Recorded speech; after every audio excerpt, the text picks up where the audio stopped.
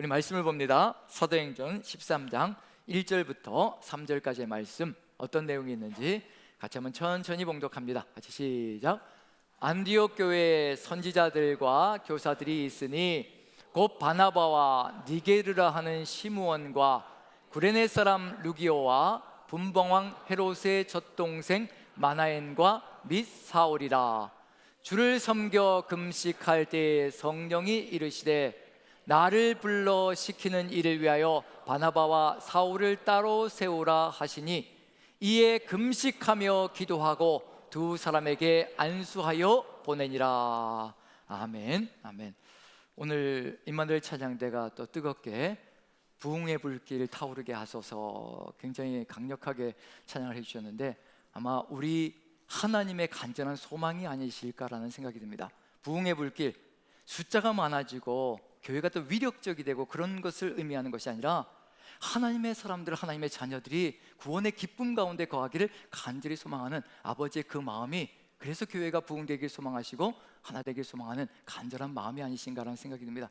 그 아버지의 그 마음이 오늘 찬양대를 통해서 그대로 쏟아진 줄로 믿고요, 오늘 우리에게 주시는 말씀 사도행전 13장 1절부터 3절까지의 말씀, 4절밖에 안 되는, 3절밖에 안 되는 말씀이거든요. 근데 이 3절밖에 안 되는 이 말씀 속에 교회의 존재의 의미가 들어가 있다는 점에서 우리에겐 너무도 소중한 것이 아닌가라는 생각이 듭니다. 열방을 향하여 선교가 이루어지는데 그 시발점이거든요. 출발선입니다. 그 출발선이 이루어지는데 열방이라는 것이 꼭 외국만을 의미하는 것은 절대 아닙니다.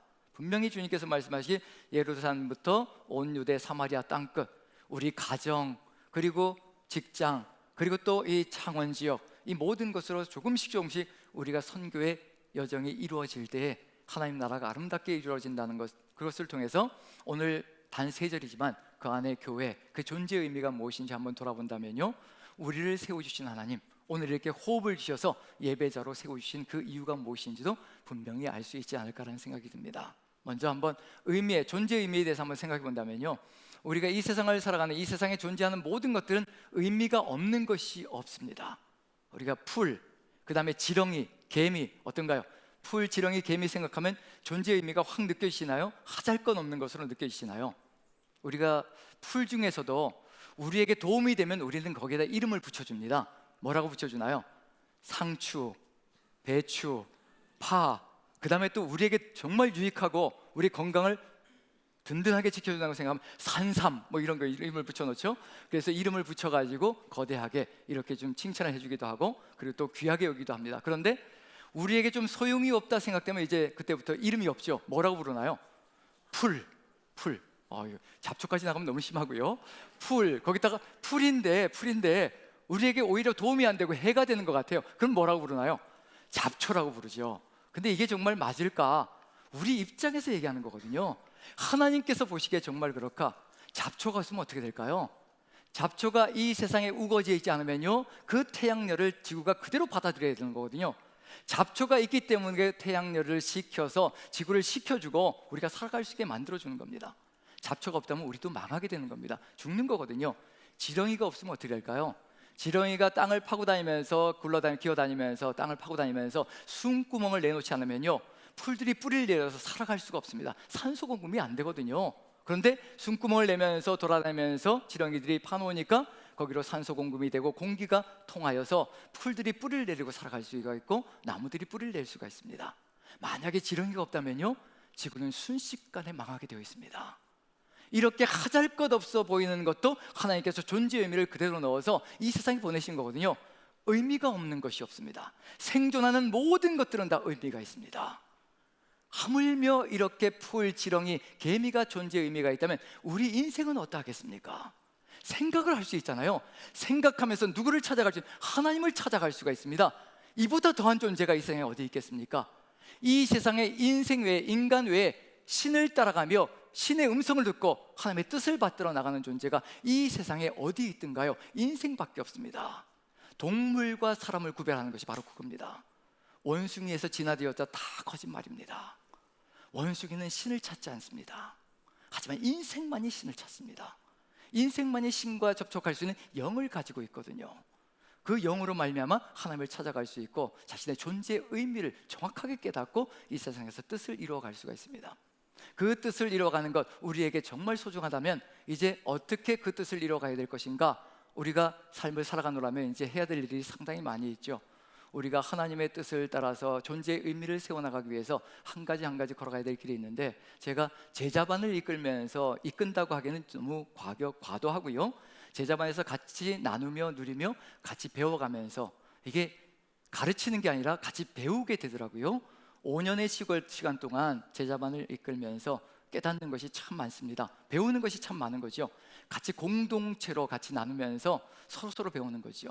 그래서 제자반을 이끌면서 이제 사랑 제자반, 이제 마지막 단계죠. 믿음, 소망, 사랑으로 가는 거니까 사랑 제자반에서 5년여 동안 같이 이렇게 나누면서 깨닫는 것이, 이 교회의 존재 의미가 무엇이고 우리가 존재하는 의미가 무엇인가, 그것을 절실하게 더 깨달아가는 것이 아닌가, 깨닫는 시간이 아닌가라는 생각이 듭니다. 우리 남산교회가 자랑하는 것이 있죠.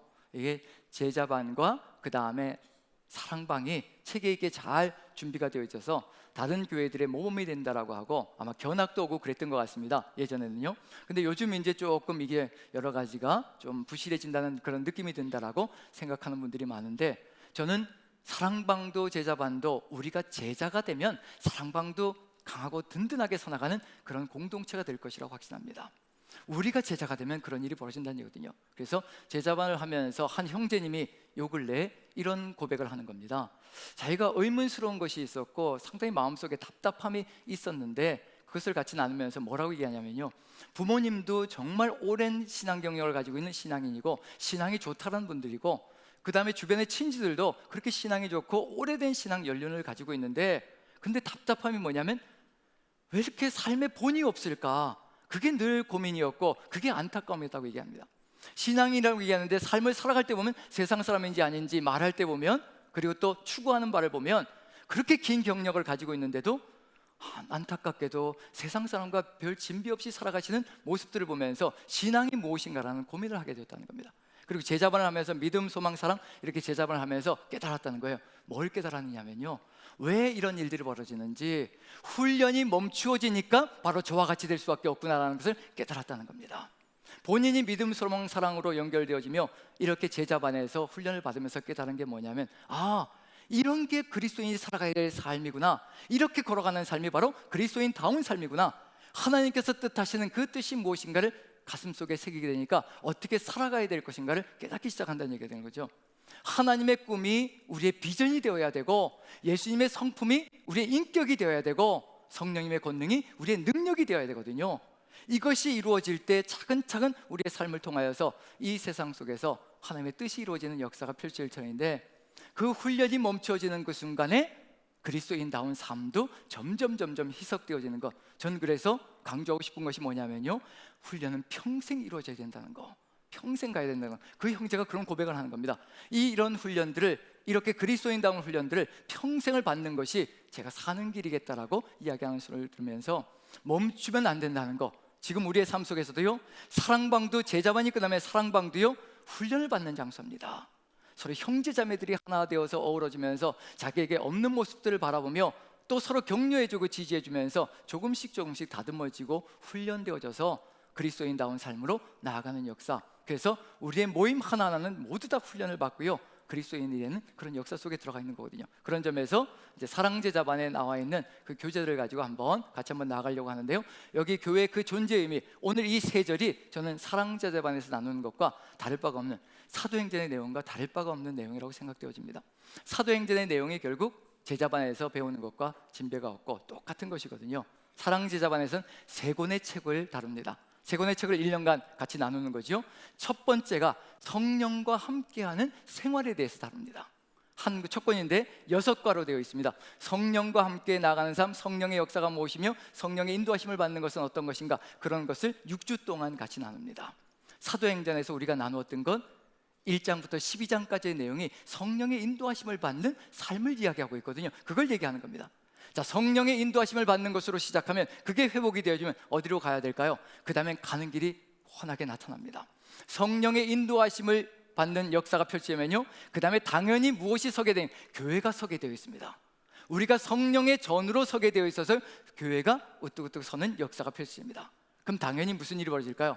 이제 교회의 존재의 의미가 들어가게 됩니다. 그래서 두 번째 책은 뭐가 등장하냐면 교회의 존재의 의미가 무엇인가를 다루는 것이 바로 두 번째 책입니다. 우리가 교회로서, 하나님의 교회로서 어떻게 살아가는 것이며 어떤 사명을 감당하는 것이며 그런 것들을 이제 두 번째 책에서 다룹니다. 바로 오늘 다뤄야 될 내용이 바로 그 내용 속에 들어가 있고요.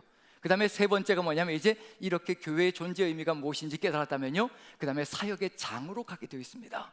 사명을 감당하는 거지요. 그래서 세 번째는 리더가 되어서 교회에서 사명을 감당하며 하나님의 뜻을 어떻게 이루어가는가, 그 내용이 세 번째 책으로 연결됩니다. 그래서 이 사랑제자반에서는 세 가지로 연결되어져서 성령의 역사, 그 다음에 교회의 존재 의미, 그 다음에 마지막은 사역자로서 사명자로서 하나님의 뜻을 이루어가는 역사. 그래서 이제 사랑제자반 졸업할 때 그 다음에 사역지로 파송이 되는 거거든요. 우리 수료증에다 뭐가 들어가냐면 사역지가 다 들어갑니다. 순장이면 순장, 교사면 교사, 그 다음에 다른 어떤 봉사, 그런 것들로 이름이 들어가게 되어 있습니다. 그리고 사역의 장에서 하나님의 뜻을 이루어가는 삶이 이루어지는 거죠. 그래서 오늘은 두 번째, 교회의 그 존재의 의미. 그래서 두 번째 책에서 교회의 존재의 의미를 다룰 때 세 가지를 다룹니다. 이게 바로 교회가 존재하는 의미이다. 우리가 이곳에 있는 이유가 뭐냐면 바로 이것을 하기 위해서 우리가 이곳에 있는 것이다. 교회로서, 하나님의 교회로서. 그래서 그 세 가지가 나타나는데요, 그 세 가지가 무엇인지 한번 살펴보죠. 한번 보여주시면 좋겠습니다. 세 가지를. 그 다음 부분이요. 자, 교회의 존재 의미. 자, 한번 같이 읽어보죠. 같이 시작. 예배, 훈련, 증거. 자, 이 세 가지가 교회의 존재 의미라고 이야기를 합니다. 우리에게도 지금 마찬가지고요. 자, 이게 우리와 어떤 연관이 있을까요? 우리 남산교회와 밀접한 연관이 있습니다. 어떻게 연관이 있을까요? 예배와 증거는 우리 남산교회 무엇이든가요? 2W2030이라고 얘기하잖아요. 2W가 뭔가요? 워시핑과 위트네싱이죠. 예배와 증거입니다. 우리 남산교회가 세우는 목회 철학, 우리 남산교회는 영구히 이 땅에 교회가 존재하는 바로 이 사명을 감당할 것이라는 그런 목표가 들어가 있거든요. 바로 그게 예배와 증거입니다. 그럼 우리 남산교회는요, 정말 제대로 된 목표를 가지고 있고 제대로 된 길을 걸어가지고 있고요, 교회의 존재 의미를 정확하게 파악하고 있는 겁니다. 그런데 제자반에서 제가 질문을 한번 해봤습니다. 그럼 이렇게 예배와 훈련, 증거, 이 중에서 우리가 제일 부족하다고 느끼는 것이 무엇이라고 생각됩니까? 이구동성으로 하는 말이 있어요. 증거라고 얘기를 합니다. 세상 속에 들어가서 예수 그리스도 이름을 증거하며 전도하는 삶을 살아야 되는데 이것이 우리에겐 너무도 약합니다. 그저 예배는 끊임없이 우리가 예배자로서 이곳에 나와서 예배를 드리는데 우리가 증거를 제대로 못하고 살아갑니다. 이것이 무슨 이유일까? 그렇다면요, 예배와 훈련이 제대로 이루어지지 않고 있다는 것 같은 얘기입니다. 예배와 훈련이 제대로 이루어지면 그 다음에 어디로 연결되면 자연스럽게 증인의 사명, 증거의 사명으로 세상 속에 들어가서 그 뜻을 이루어갈 것이라는 얘기거든요. 그런 점에서 우리에게 지금 필요한 것이 무엇인가? 오늘 사도행전 13장 1절부터 3절까지 해서 우리에게 보여주시는 것이 무엇인가? 성령의 역사가 분명히 충만하게 있었거든요. 성령의 역사가 충만하게 있자 교회가 탄생되어지는 겁니다. 하나님께서 기대하시고 소중히 여기시는 교회상이 어떤 것인가, 그것부터 시작해서요 여기로 들어갑니다. 이렇게 교회 존재 의미로 들어가거든요. 그러면 이제 교회상이 무엇인지부터 한번 우리가 살펴본다면, 하나님이 기뻐하시는 교회, 만약에 우리 남산교회가 이런 교회의 모습을 이뤄간다면요, 예배와 훈련, 증거로 아름답게 연결되어져 가는 역사가 펼쳐질 것이라는 거. 그래서 사도행전 13장 1절을 다시 한 번 더 읽어보겠습니다. 13장 1절입니다. 자, 같이 읽으면서 하나님이 기뻐하시는, 세우기를 간절히 소망하시는, 드디어 13장에 갔더니 이와 같은 교회가 섰습니다. 자, 같이 한번 읽어보죠. 시작. 안디옥 교회의 선지자들과 교사들이 있으니 곧 바나바와 니게르라 하는 시므온과 구레네 사람 루기오와 분봉왕 헤롯의 젖동생 마나에 및 사울이라. 우리가 교회라고 생각하면 건물로 생각할 때가 참 많습니다. 건물이 교회가 아닙니다. 이 건물 속에는 무엇이 들어와 있느냐에 따라서 카페가 될 수도 있고요, 술집이 될 수도 있고 꽃집이 될 수도 있고, 그리고 여기에 체육관이 될 수도 있습니다. 누가 여기서 무엇을 하느냐에 따라서 교회가 될 것인가, 다른 것이 될 것인가 결정이 되어지거든요. 누가 교회인가? 안디옥 교회는 사람들로 구성되어져 있습니다. 사람이 바로, 성도들이 바로 교회라는 것을 분명히 알려주고 있는 중이고요, 우리가 바로 교회입니다. 우리가 바로 성령께서 함께 하시는 성령의 전이기 때문에 우리가 바로 교회라는 것을 분명히 보여주고 있는 중입니다. 자, 그런데 교회가 어떤 모습인가? 예루살렘 교회도 분명히 있었죠. 성령 강림으로 말미암아 예루살렘에도 교회가 섰습니다. 그런데 예루살렘 교회가 완성된 교회 모습이 아니었습니다. 예루살렘 교회에서, 온 유대 교회에서 그리스도인이라고 칭함을 받지 않았다는 얘기거든요. 왜냐하면 아직도 부족한 부분이 많이 있습니다. 배타성을 가지고 있거든요. 유대인들로만 구성되어져 있습니다. 유대인들의 전통을 중시하면서 살아가고 있습니다. 어느 누가 들어오려고 하면 유대인의 전통을 지켜야만 거기에 들어올 수 있는 것이 바로 예루살렘의 모습 속에 들어가 있습니다. 하나님이 꿈꾸시는 교회는 바로 배타성이 있는 교회가 아니거든요. 모두가 다 들어와서 예수 그리스도 이름으로 하나 되어지는 그런 세상이 바로 하나님이 꿈꾸시는 교회입니다. 그게 어디에서 이루어지냐면 바로 안디옥에서 이루어졌습니다. 안디옥 교회가 어떤 교회인지 한번 살펴보시죠. 시작과 끝이 누구로 시작해서 누구로 끝나고 있나요? 누구로 시작해서? 자, 이런 것들도 잘 살펴야 합니다. 그냥 건성으로 넘어가면 그냥 흐릿하게 넘어갈 수 있거든요. 누구로 시작해서 누구로 끝나고 있나요? 바나바로 시작해서 사울로 끝나고 있습니다. 왜 그럴까요?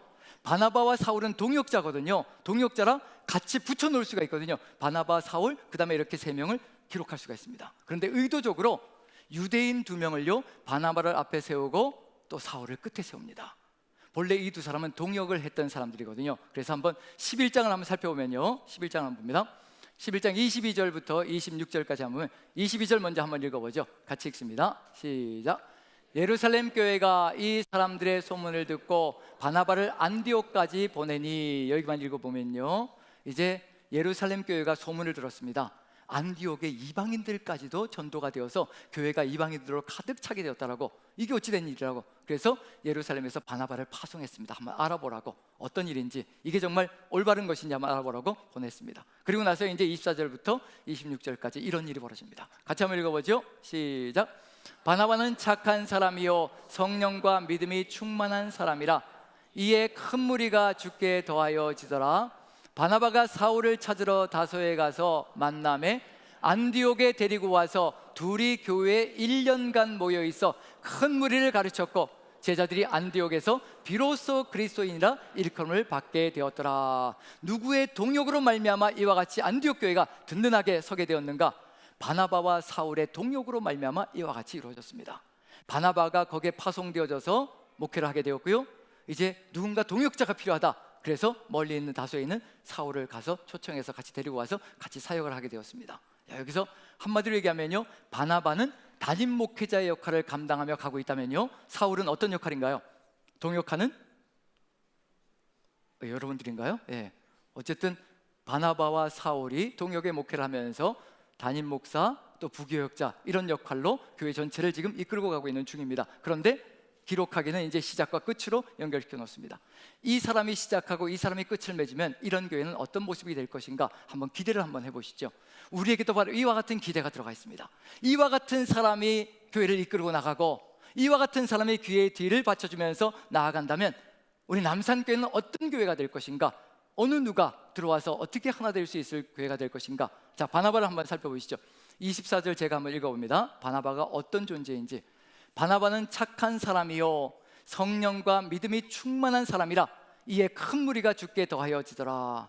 착한 사람, 선한 사람. 선한 것은 하나님밖에 없으시죠. 하나님의 마음을 품고 살아가고 있는 중이고요, 그리고 성령과 믿음이 충만하다라고 얘기합니다. 이런 사람, 거기에 덧붙여서 자신의 모든 것을 다 내어서 하나님을 섬기는 사람입니다. 자신의 밭을 다 팔아서 사도들 앞에 갖다 놓고 가난한 자들에게 나누어 주기를 소망하며 나누었던 그 삶, 자신의 것을 다 내어서 섬기면서 헌신하며 나가는 삶. 자, 착하지요, 성령과 믿음이 충만하지요, 자신의 것을 다 내어서 교회를 섬기는, 성도를 섬기는 삶을 살아가지요. 이런 사람이 앞장서서 교회를 이끌고 나가고 그 다음에 맨 뒤에 바울이 보호하며 나아갑니다. 바울이 어떤 존재인가요? 엄청난 스펙을 가지고 있지만 하나도 자랑하는 것이 없습니다. 자신의 스펙을 자랑하지 않습니다. 오로지 가장 작은 자 중에 작은 자가 바로 나다, 죄인 중에 괴수가 바로 나다, 나의 나된 것은 오로지 하나님의 은혜로 되어진 것이다 라고 고백하며 자신은 자랑할 것이 아무것도 없으며 오직 주의 은혜로 살아가고 있다는 것을 고백하며 나아가는 그 삶의 길을 걸어가는 사람이 맨 뒤를 연결시키고 가고 있는 중입니다. 이러한 사람들이 보험하게 되어준다면, 시작과 끝을 이룬다면 그 가운데 어떤 존재들이 살아갈 수 있을 것인가? 다양한 사람들이 들어와서 하나로 어우러져서 나아가는 역사가 펼쳐지고 있는 중입니다. 그 가운데 누가 들어가 있던가요? 니게르라는 시므온과 그 다음에 구레네 사람 루디오와 그 다음에 또 분봉왕 헤롯의 젖동생 마나엔, 이렇게 세 명의 인물이 들어가 있습니다. 어떤 사람인가요? 니게르라는 시므온, 니게르라고 할 때 이 니게르라는 헬라어 단어에서 니그로라는 단어가 나옵니다. 영어로 나옵니다. 니그로라는 단어, 니게라는 단어 검다라는 뜻입니다. 흑인이라는 뜻입니다. 검은 인종이 다른 거죠. 보통 저 당시에 이제 아시아권에서 흑인들은 종살이를 했던 사람들입니다. 그럼 결국 직분이 나오는 거죠. 종이라는 그런 직분자도 나온다는 얘기가 되는 거고요. 근데 교사로서 섬기고 있는 중입니다. 거기에 덧붙여서 구레네 사람, 또 루게오라고 얘기를 하는 거죠. 구레네 사람도, 구레네도 역시 아프리카 지역입니다. 아마 이곳에 와서 살고 있는 거 보니까 종에서 해방되어진 자유인이 되지 않았는가라는 생각을 해봅니다. 그런 사람이 어우러져 있고요. 거기에 덧붙여서 분봉왕 헤롯의 젖동생이라고 얘기합니다. 분봉왕 헤롯의 젖동생. 분봉왕 헤롯은 헤롯 안디바스를 얘기하는데요, 바로 예수 그리스도를 십자가로 몰아갔던 사람 중에 한 사람이 바로 헤롯 안디바입니다. 그런 점에서 본다면 그 왕궁에서 젖동생으로 자랐다는 얘기는 왕궁에서 함께 자란 사람이라는 얘기를 하는 것이고요, 그 다음에 귀족 중에 귀족이라는 것을 의미하는 겁니다. 그런 직분에 있는 사람들이 어우러져 있는 것이 바로 이 안디옥 교회의 모습입니다. 종도 들어가 있고 자유인도 들어가 있고 귀족도 들어가 있고, 그것이 바로 유대인 바나바와 사울이 테두리를 감싸면서 나아갈 때 하나로 연합되어진 모습이 되어지고 있다는 것. 그래서 갈라디아서에서 보여주는 것처럼 유대인이나 헬라인이나 종이나 자유인이나 남자나 여자나 다 그리스도 예수 안에서 하나이니라. 그게 이루어진 교회가 바로 안디옥 교회입니다. 모두가 하나 된 교회, 그리스도 예수 안에서 하나 된 교회. 그래서 무슨 이름으로 불리냐? 그리스도인으로 불리는 겁니다. 자기의 인종으로 불리지도 않고요, 자기의 직분으로 불리지도 않고요, 그리고 자기의 남녀 성으로 불리지 않고, 그리고 자유인이냐 종이냐 자신의 직책에 따라 계급에 따라 불리지 않고 모두가 하나로 그리스도인으로 하나 되어진 교회, 그것이 바로 안디옥 교회입니다. 이 교회를 통해서 하나님께서 역사하기를 원하시고 또 뜻을 이루어가기를 소망하신다는 것. 지금 우리 남산교회는 어떤 교회인가? 우리도 여기도 빈부귀천의 차이가 있습니다. 남녀노소의 차이가 있습니다. 이 모든 차이들을 다 극복하는 것이 뭐냐면 그리스도인 예수 그리스도 안에 있는 것.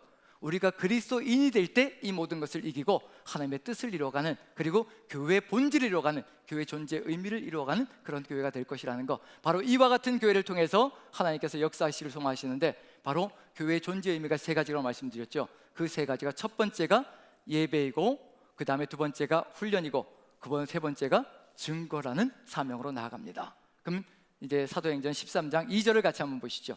바로 그곳으로 교회가 섰을 때 나아가게 된다는 거 같이 한번 읽어봅니다. 13장 2절 같이 시작.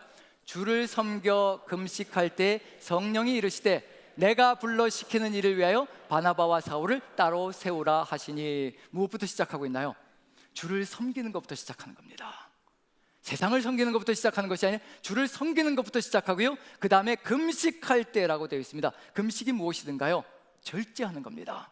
삶 속에서 내 훈련을 이루어가는 것, 몸을 쳐서 훈련하는 것을 의미합니다.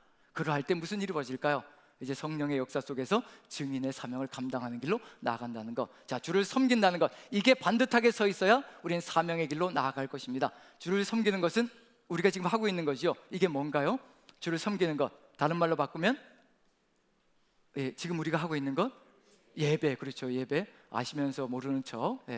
예배, 섬긴다는 것은 예배를 의미하죠. 그럼 예배가 도대체 무엇인가? 우리가 이 예배라는 것을 정확하게 이해하고 이것을 예배자의 삶으로 살아간다면 다른 길을 걸어갈 수 있을 겁니다. 자연스럽게 훈련으로 연결되게 되어 있습니다. 훈련이 이루어질 수밖에 없는 거예요. 훈련을 소중히 여길 수밖에 없습니다.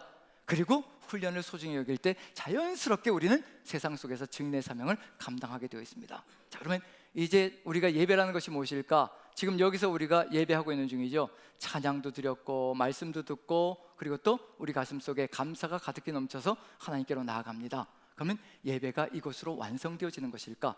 예배의 시작이 이루어지고 있습니다. 우리가 지금 여기서 드리고 있는 것은요, 예배의 시작입니다. 말씀을 듣지요. 말씀을 듣는 건 왜일까요? 말씀을 나누지요. 왜일까요? 증인의 사명을 감당하기 위해서일까요? 아니면 듣고 잊어버리기 위해서일까요? 한 귀로 듣고 한 귀로 흘리기 위해서일까요? 예배가 완성이 되어지면 다른 삶을 살아갈 수가 있습니다. 같이 한번 말씀을 보시죠. 도표를 보시면서 같이 한번 나눠보겠습니다. 자, 골로새서 3장 16절 17절, 이게 예배의 시작입니다. 같이 한번 읽어보죠. 같이 시작. 그리스도의 말씀이 너희 속에 풍성히 거하여 피차 가르치며 권면하고 시와 찬송과 신령한 노래를 부르며 감사하는 마음으로 하나님을 찬양하고, 또 무엇을 하든지 말에나 일에나 다 주 예수의 이름으로 하고 그를 힘입어 하나님 아버지께 감사하라. 골로새서에 주어져 있는 이 예배는 지금 우리가 하고 있는 이 예배입니다. 하나님의 말씀이 우리 속에 풍성히 거하여 그리고 피차 가르치며 권면하면서 시와 찬송과 신령한 노래로 서로 화답하면서 하나님께 감사하는 예배를 올려드리고 있습니다. 그런데 많은 그리스도인들이 여기서 끝내버릴 때가 참 많습니다. 이 안에서 예배하는 것으로 끝내버리고요, 시와 찬송과 신령한 노래로 그리고 말씀을 들은 것으로 끝내버리고 세상 속에 들어가서 그같이 살아가지 않을 때가 참 많습니다. 예배가 시작이 되어졌는데 완성이 일어나지 못하고 있는 중입니다. 예배 시작은요 반드시 완성으로 가야 합니다. 들은 말씀은요 삶 속에서 삶으로 역사하며 주의 뜻이 이루어지는 세상을 이루어가야 합니다. 그 두 가지가 이루어질 때 예배는 완성되어지는 겁니다. 시작과 완성이거든요. 지금 우리는 예배의 시작을 이루어가고 있는 중입니다. 이 예배의 시작이 세상 속에서 결판이 날 겁니다. 세상 속에서, 가정 속에서, 직장 속에서, 그리고 지인들과의 삶 속에서 세상을 살아가면서 우리의 예배는 완성이 되어져야 하는데 그 완성이 지금 이루어지고 있는가 아닌가, 그것이 문제라는 얘기거든요. 바로 이 예배가 시작이고요, 어디로 완성이 되어져야 될 것인가? 로마서 12장 1, 2절 보시면 이렇게 완성이 되어져야 합니다. 같이 한번 읽어보죠. 시작. 그러므로 형제들아, 내가 하나님의 모든 자비하심으로 너희를 권하노니 너희 몸을 하나님이 기뻐하시는 거룩한 산제물로 드리라.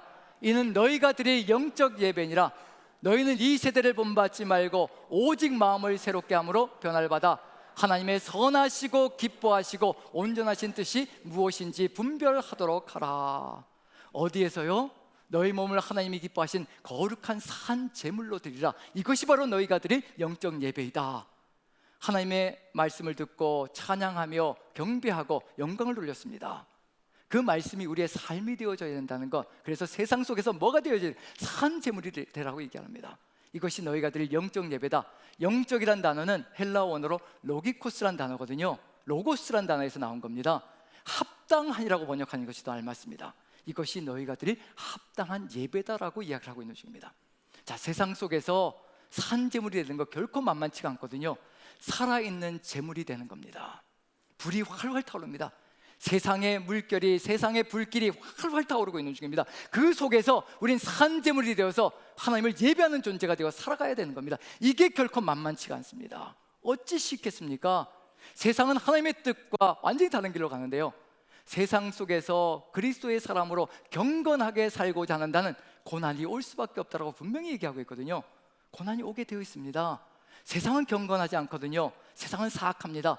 어쩌든지 우리의 모든 것을 빼앗아 가려고, 무너뜨리려고, 그리스도인답지 못하게 살아가게 하려고 끊임없이 우리를 공격해 들어옵니다. 그런 세상 속에서 그리스도인답게 살아가는 것이 어찌 쉬울 수가 있겠습니까? 고난이 밀어닥칠 것이고요, 공고하고 절망 가운데 거하는 시점들이 올 겁니다. 그게 바로 불구덩이 속입니다. 바로 그 불구덩이 속에서 산제물이 되는 삶, 그것이 바로 우리의 삶이거든요. 그 산제물이 뭘까요?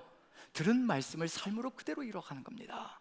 오직 하나님과 제물을 겸하여 섬길 수 없다라고 하나님께서 말씀해 주시면 그 말씀을 액면 그대로 믿고 내가 제물을 섬기는 것이 아니라 오직 살아계신 주님, 나의 모든 것 되신 주님만 섬기며 나아갈 것이라, 그 결단을 하며 살아가는 삶, 그것이 바로 예배 완성입니다.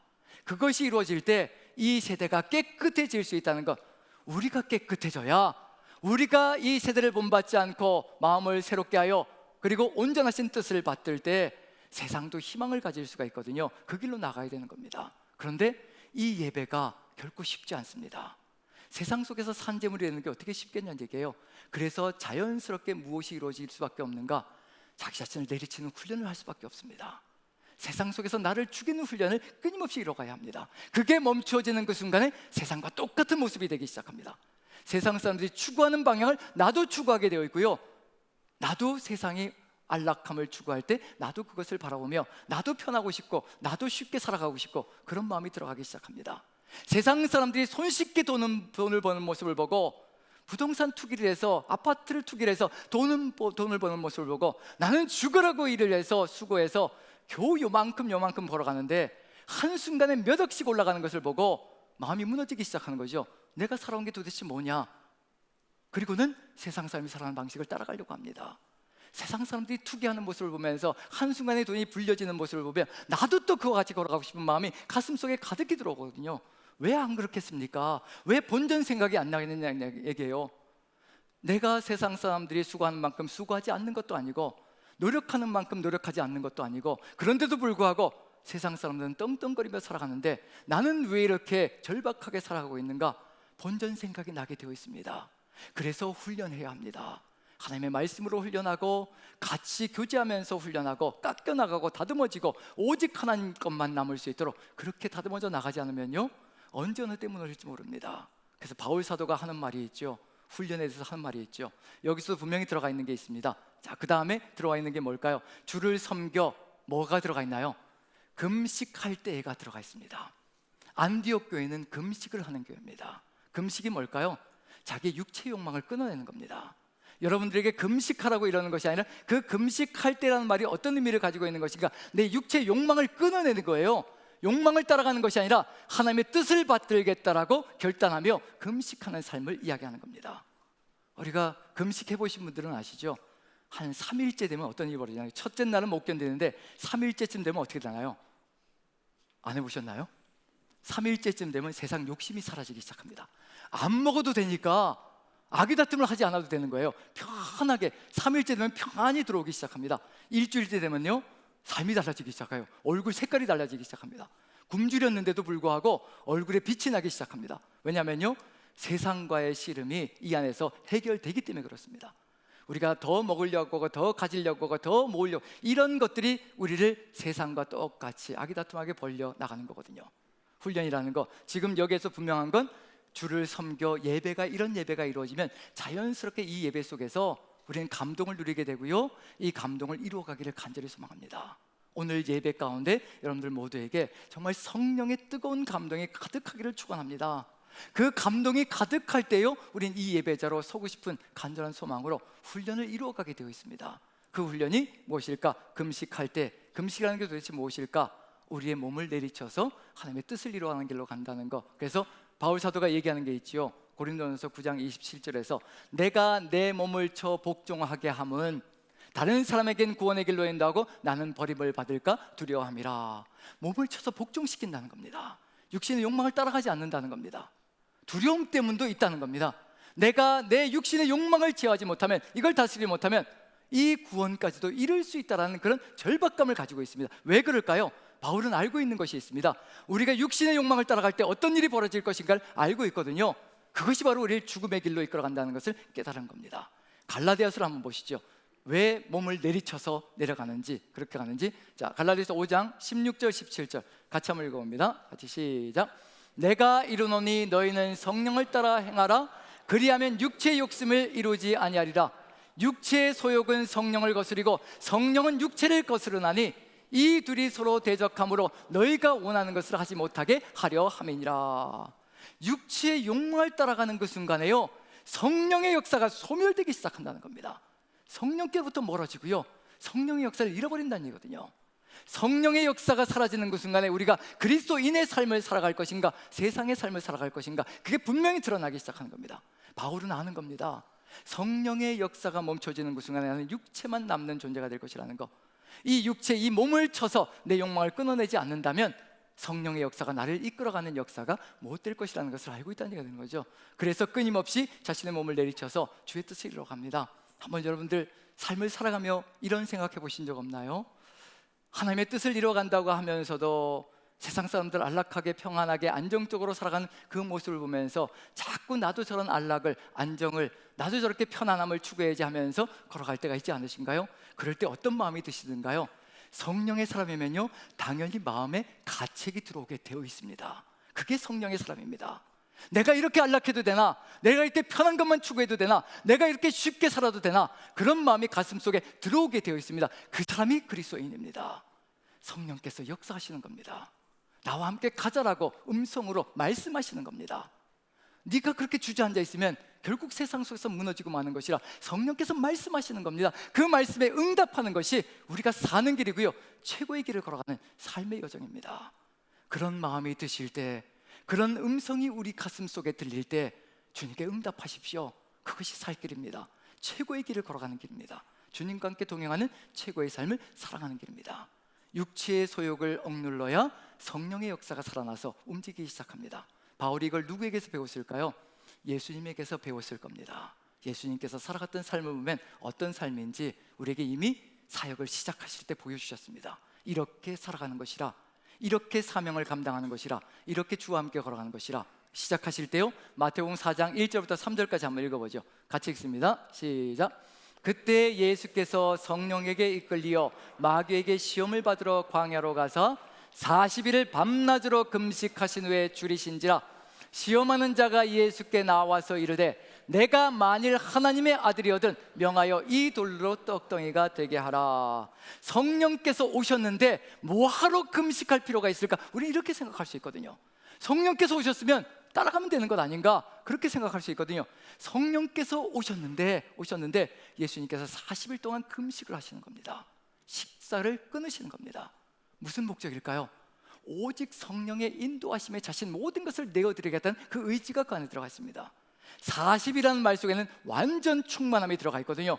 오직 성령께 모든 것을 다 내어드리겠다는 내 의지와 내 모든 몸과 내 모든 삶을 다 내어드린다는 겁니다. 40일 금식이 뭐든가요? 목숨줄 내어놓지 않으면 40일 금식 못합니다. 저도 기껏해야 일주일 정도 금식밖에 못 해봤습니다. 40일까지 가면요, 고백을 들어보면, 그런 분들의 고백을 들어보면요, 잇몸이 다 무너져서 치아가 빠져나온다고 합니다. 영양분을 공급받지 못해서요. 나중에는 들어누워서 일어나지도 못한다고 합니다. 물 삼키는 것도 힘들다고 합니다. 그런 40일 금식, 내 모든 욕망을 끊어내는 겁니다. 내 모든 주장을 다 끊어내는 겁니다. 누구의 인도를 받으려고요? 오직 성령님의 음성을 듣고 그 음성을 따라가기 위해서 내 모든 의지를 다 끊어내는 겁니다. 내 모든 힘을 다 주님께 올려드리고, 그것이 지금 예수님께서 하신 일입니다. 그랬더니 무슨 일이 벌어지나요? 사단이 와서 유혹하지요. 이 돌들이 떡덩이가 되게 하라. 네 삶도 중요하지 않느냐? 네 삶부터 먼저 챙겨야 되지 않느냐? 먹고 살아야 되지 않느냐? 모아놔야 되지 않느냐? 그 얘기를 하고 있는 중입니다. 그때 예수님께서 하신 말씀이 있죠. 사람이 떡으로만 사는 것이 아니라 하나님의 입에서 나오는 모든 말씀으로 산다. 내가 네 말을 절대 따라가지 않을 것이라. 하나님의 입에서 나오는 그 말씀이 나를 살릴 것이고, 내가 40일 금식하다 주의 뜻을 따르다 죽든지 살든지 오직 하나님의 뜻을 따라갈 것이라. 나는 하나님만을 의지하고 신뢰할 것이라. 그 말씀만 내 삶에 고동치게 만들 것이라. 내 주장도 다 빼버리고 내 계획도 다 빼버리고 오직 성령님의 그 음성만 따라갈 것이라. 그것이 들어가 있습니다. 성전 꼭대기에서 뛰어내리라. 사람들 앞에서 자랑 좀 해봐라. 과시해봐라. 네가 잘났다는 것을 좀 보여줘봐라. 바울에게도 놀라운 스펙이 있었거든요. 다 잘라버리시는 겁니다. 그거 다 배설물이다라고 고백할 때까지 주님께서 잘라버리시는 겁니다. 우리 하나님이 이 땅에 오셨는데 그 자랑할 것이 얼마나 많겠습니까? 성전 꼭대기에서 뛰어내려서 기적을 보여줘라. 사람들이 저절로 몰려올 거다. 우리 가슴 속에 들어있는 거거든요. 우리 자랑하잖아요.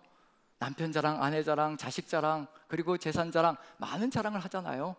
이 자랑들 하나하나가 다 끊어져 나갈 때 세상이 달라지는 역사가 펼쳐지고요.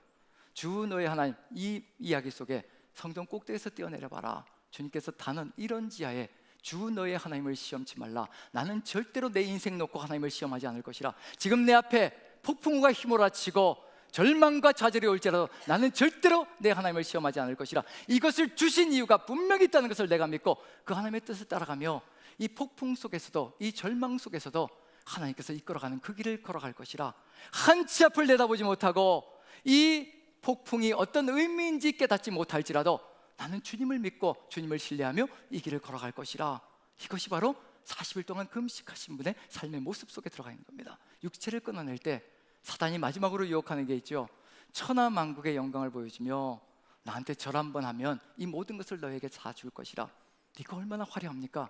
천하만국의 영광인데, 천하를 호령할 수 있는 건데, 사단에게 절 한번 하면 이것을 누릴 수가 있는데, 그럼에도 불구하고 이런 지하에 주 너의 하나님만 경배하고 그분만 섬기라고 하였다. 오직 하나님만 섬길 것이라. 아무것도 주지 않으셔도 하나님만 섬기며 나아갈 것이라.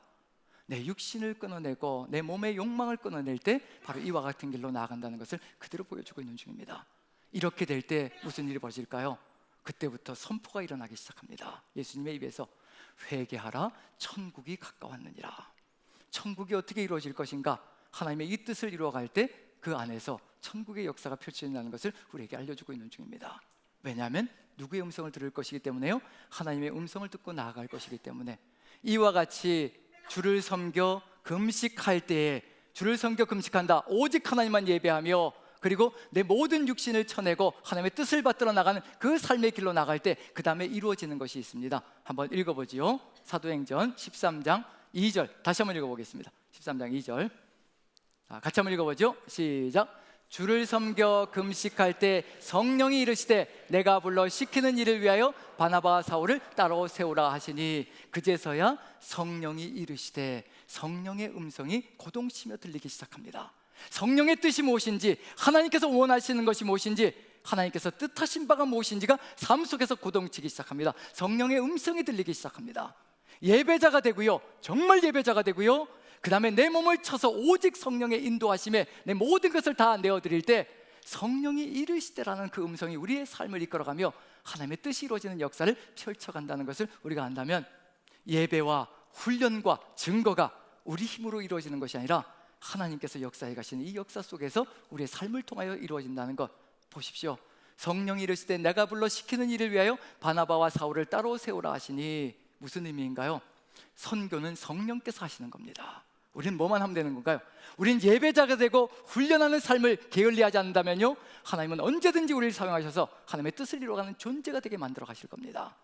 준비되어진 사람, 빌립이라는 사람이 준비되어졌을 때, 성령 충만함으로 준비되어졌을 때 하나님께서는 사마리아로 보내시고 성령께서도 광야로 보내시는 겁니다. 광야에 뭐가 있을까? 그걸 질문하지 않습니다. 가라고 하면 가는 겁니다. 성령께서 이끌어 가시면 거기에 가면요, 하나님께서 만나게 하는 사람이 있습니다. 그것이 바로 전도이고 선교입니다. 고넬료와 베드로가 만날 때 누가 역사하셨던가요? 성령께서 베드로에게 역사하시고 성령께서 고넬료에게 역사하셔서 만나게 하시고 하나님께서 그 가정을 구원하시는 역사가 펼쳐집니다.